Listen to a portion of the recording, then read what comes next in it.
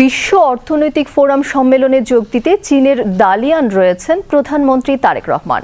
Malaysia সফর শেষে গতরাতে চীনের বন্দরনগরী দালিয়ান পৌঁছান প্রধানমন্ত্রী তারেক রহমান ও তাঁর সহধর্মিণী ডাক্তার জুবাইদা রহমান।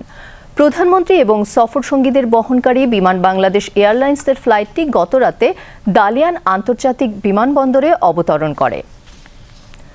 বিকেলে বিশ্ব অর্থনৈতিক ফোরাম সম্মেলনে প্রধানমন্ত্রী Tarique Rahman climate leadership in shifting global landscape শীর্ষক একটি অধিবেশনে প্রধান বক্তা হিসেবে বক্তব্য দেবেন।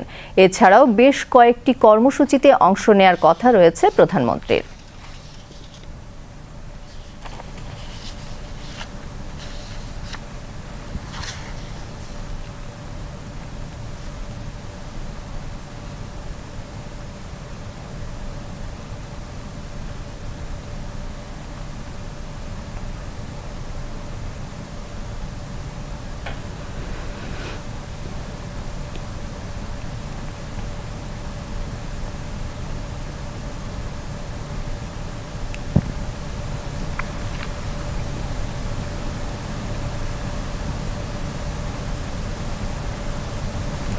এদিকে বিশ্ব অর্থনৈতিক ফোরাম সম্মেলনের সংবাদ সংগ্রহ করতে চীনের দালিয়ানে রয়েছেন আমাদের বিশেষ প্রতিনিধি মোহাম্মদ শামসুল আলম।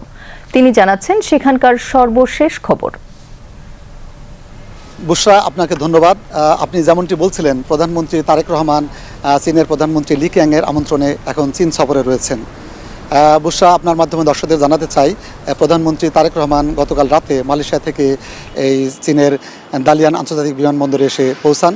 সেখান থেকে তাকে মোটর শোভাযাত্রা সহকারে হোটেল সাংগ্রিলায় নিয়ে আসা হয়।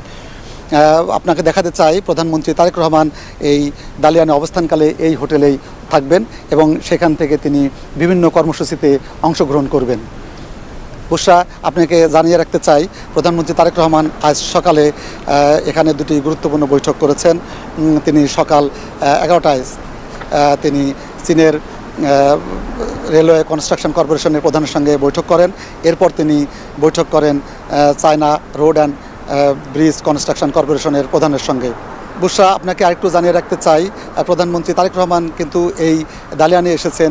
এখানে ওয়ার্ল্ড ইকোনমিক ফোরামের সম্মেলন অনুষ্ঠিত হচ্ছে।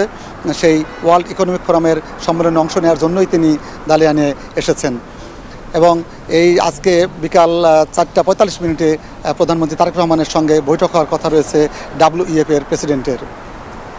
এরপর প্রধানমন্ত্রী তারেক রহমান WEF আয়োজিত একটি বিশেষ সেশনে প্রধান বক্তা হিসেবে বক্তব্য রাখবেন।